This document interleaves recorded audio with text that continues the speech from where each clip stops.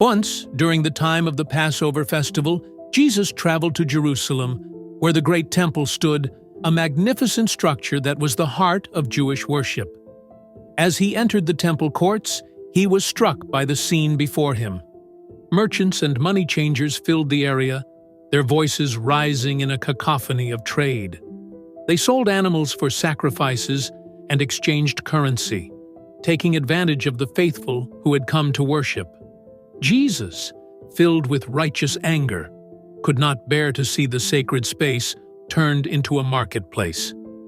He fashioned a whip out of cords and drove out the merchants and their animals, scattering the coins of the money changers and overturning their tables.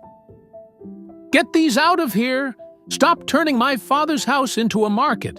he exclaimed, his voice echoing through the halls of the temple.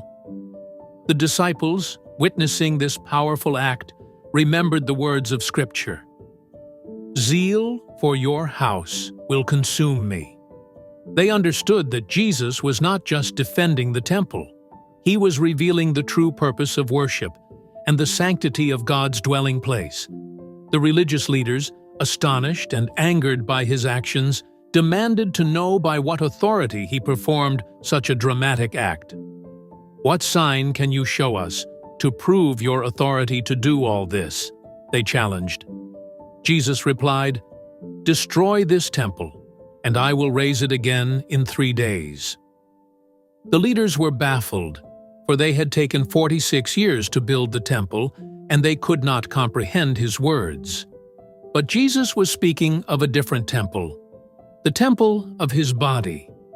After his resurrection, the disciples recalled his words and understood that he was indeed the true temple, the dwelling place of God among humanity. Through his sacrifice, the barriers between God and man were broken, and worship would no longer be confined to a physical structure.